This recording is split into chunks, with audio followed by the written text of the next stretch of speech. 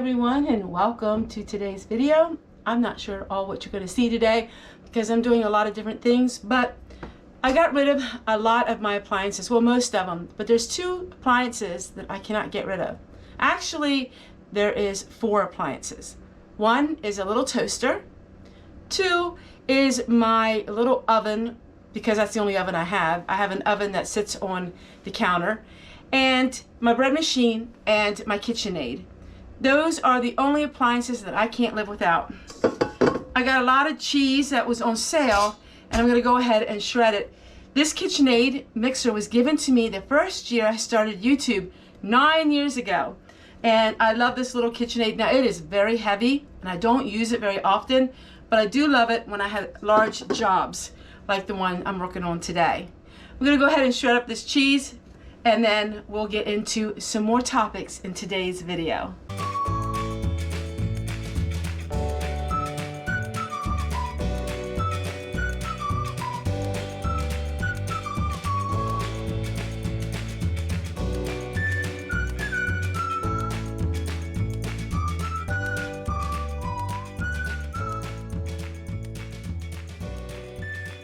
So while I'm working on this, what is an appliance that you can't do without? I'm getting rid of so much of my life, but there's so many things that I really do like, and they really help me out. Like having this mixer. Most of the time I mix things by hand, but if I have company or if I'm doing a large garden project, it's nice to have these appliances. And I'll never get rid of my bread machines. They are so cheap. The one that I've been using was only $3, and I got it years ago. So I love my bread machine. I like to have things working while I'm working, so I can mix up a loaf of bread so simple and easy and quick, and I don't have to have the manual labor of it. This gave a lot of cheese, so this is going to save me a lot of money because the cheese was on sale. And when you shred it yourself, you know there's no additives or preservatives in it. Now, many of you say that I could actually have some cornstarch in here so it doesn't stick together, but this cheese did not stick together, which is really nice. And this will give us weeks and weeks and weeks of meals. We'll go ahead and finish this up, put it out in the freezer. Oh, that's another thing. Yes, I have a freezer. I couldn't do without my little freezer. It was given to us by our daughter. She didn't want it anymore, and I love my little freezer as well. So when I think about it, there are a few more modern things that I love, but I don't have as many things as I used to. And I'm still trying to get rid of some clutter that I have, but pretty much everything in my home right now is things that I use. You can see it's getting emptier and emptier in here as far as knickknacks. We have a lot of wood, but I'm down to about 2.5 shelves. So that is really a wonderful feeling. I do have a little bookshelf there, and I am going through those books. But it's really nice to be able to come in here and have a place for everything.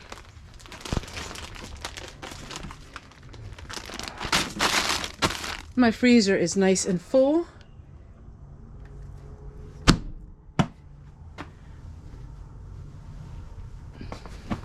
And we are all done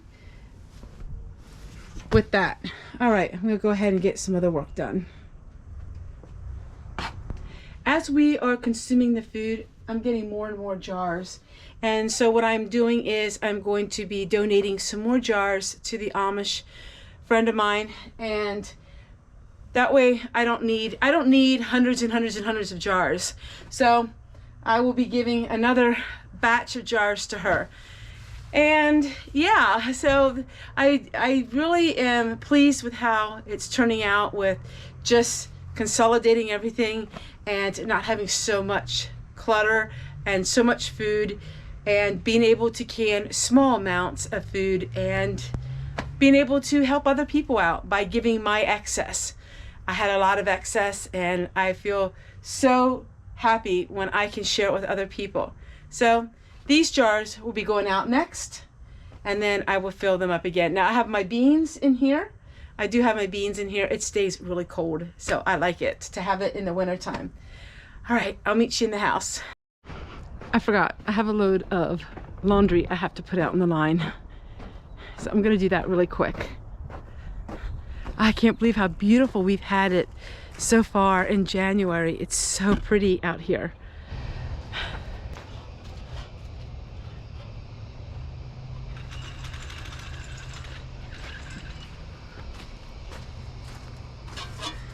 While I was working on some of my chores, I was really thinking about, you know, how different my husband and I have become in the last years. We always thought that if something needed done, we had to pay someone to do it. But what we're learning is 99% of the things that need done on an everyday basis, we can learn to do it ourselves. And that's what saves us so much money. From cutting trees down, from fixing appliances, fixing electricity, doing all kinds of things, we're realizing that we can do it ourselves and save so much money. I think that is a big surprise for us because we were always conditioned to the idea that you have to pay someone to do stuff. And I didn't realize how much I could accomplish just last year. For instance, growing enough carrots to last me a year. Now that may seem like a small thing, but to me it made me realize that I can do things on my own. I can grow my own food. And I'm gonna go down to the garden, see if I can find anything, just anything to make some garden tea.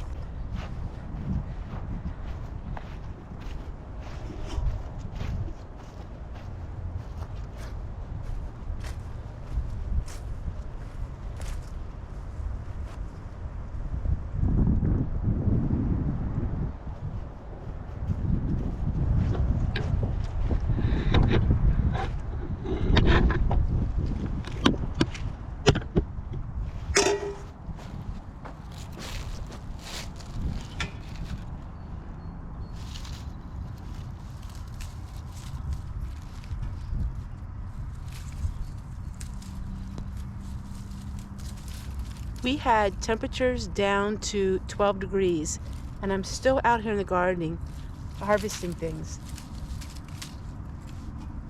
In fact, it's even better over here.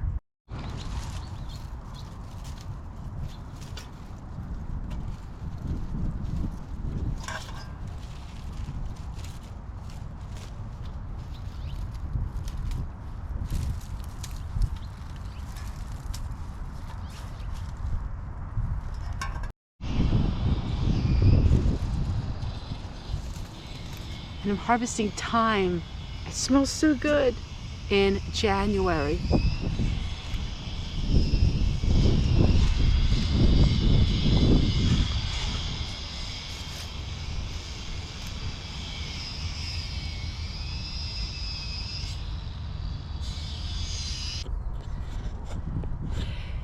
Living below poverty level is a voluntary thing. It's something that you can do, and by learning new skills. I needed another one of my lamps and I had it out here, and I found some sticks. I'm gonna go put them in the fire as soon as we go in. But it's not deprivation. It's not like you're doing without. In fact, you're doing with more because you have your ability to be conscious effort to create things yourself. And I just wish that you would live here 24/7 and see all of the things that we are doing and how we're becoming more satisfied in life, how we're becoming more grateful in life, and how we realize that if something needs done, can we learn to do it ourselves? Yeah, can we learn to do it ourselves? And the satisfaction and the feeling that you get when you learn to do something, to accomplish a new skill, is amazing. It's just absolutely amazing. So this year it's going to be growing more of my own food. This year it's going to be creating with my own two hands things that are living. You buy food at the grocery store and it's been harvested weeks and sometimes months. I was gonna say years, it could be. Some of the canned food that you get is 2 years out. But what can I do with my own hands and without spending money? You know, those carrots, I have enough of carrots for a whole year. For 25 cents a pack. I had 2 packs of seeds. 50 cents gave me carrots for a whole year. We can eat carrots twice a week for a whole year. I have them, I canned some, I froze most of them, I have some yet fresh. Same with my potatoes. I still have a lot of potatoes that I planted. Now they were really small potatoes, but I got potatoes that I planted that if it wasn't for me, I wouldn't have them. And so, you know, that's just what I'm thinking today. And I'm sitting out here on a little bit of a warm spell in January, but I'm still out here. I got some tea I can drink. I got some thyme to add to potatoes and garlic. Garlic, potato roasted, garlic and thyme roasted potatoes. And it was just here because of me, because I planted it. Now it's here. And I've had this now 14 years here on the homestead. And I have light because I decided to think outside the box and don't rely on large corporations to provide me with my electricity. I have light. The oil in this lamp was given to me for my birthday last year. And so I think about that. And I think there's another thing. I'm more intentional. I remember things. I remember I got this at the thrift store. Remember? I paid only a couple dollars for it because it was all dented up. And I remember the oil lamps, and I remember the oil, and I remember where it came from because I'm not so bombarded with so much things. I have a memory.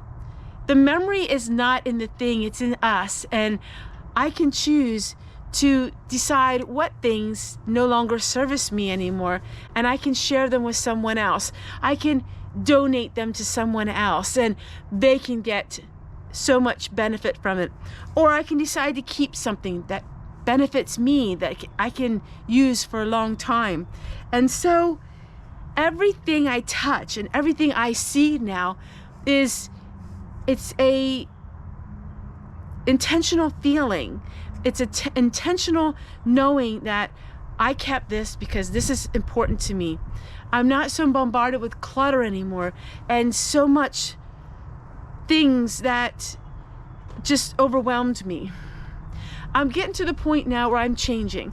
I don't know if it's because of my age. I don't know why, but I'm changing. Things overwhelm me so much. I got used to in the evenings just reading. And there was a movie I really wanted to watch. And so I sat down to watch it and I just became overwhelmed. It was 7 at night and I'm used to my quiet nights. And I just said to my husband, I said, it was a movie about intentional living, which I really want to watch, and I'll watch it sometime during the day. But I said to my husband, I said, I can't watch this. I said, I'm overwhelmed. I'm used to it being quiet before bedtime. And I turned it off. And I'll watch it sometime during the day. But in the evenings, I got used to it being quiet. And I got it used to being just, I'm tired of the rat race and I don't want to live it. I don't want that. I don't want to go to the grocery store. I don't want to go, to Walmart, or I don't want to do a lot of things I used to like to do. It's not because I'm depressed. It's because I found happiness and contentment. And I feel happier when I don't have as many choices. I like to have things my way. I like to make my own things. I don't know. I'm maybe rambling, and I know that if you're on this journey with me, you can understand it. It's just so much fun. I never dreamed I'd be this happy. I never dreamed that I could actually be this happy with the amount of work that I have to do. But I don't have so much things bombarding my mind anymore that my mind is at ease. And when my mind is at ease, I'm able to do more work. I'm not bogged down with the stress of life anymore. No, my life is not perfect. There are stressful things, but it doesn't affect me anymore because I've learned to let it go and not worry about it. I don't have to have all my answers. Recently, I spoke to my birth father. Those of you who don't know my story, my mother died through childbirth with me, and I was adopted. And my father kept my siblings, but he gave me away. And, you know, for a long time, I had a lot of pain from that, a lot of rejection that followed me a lot of my adult life. But in the last year, especially 2 years, I don't need all of the answers. I've always wanted to know the answers to a lot of questions that I had. And I found a lot of answers, and they weren't the answers that I wanted. And sometimes when you find the answers to things, it's even more painful. And I got all of my mom's medical records. I got all of my mom's, her life. I know exactly why she died, how she died, and I know the things in her life that were private. And I don't have a lot of answers, and I never will, to some of my questions. But that's how I was. I wanted the answers to everything. And when I got the answers, it wasn't what I liked, and so then I wasn't happy with the answers. Maybe this will speak to somebody. But in the last 365 days, I gave that all away. I don't need the answers to everything. I don't need the answers to why this happened to me, why that happened to me. I don't need the answers to many things in my life. I just don't need them. I'll never know, and that's okay. Me, I just want to know the whys and the ifs and the whens about everything. And it's okay not to ever find them out and not to overthink anymore. And I'm just happy being me.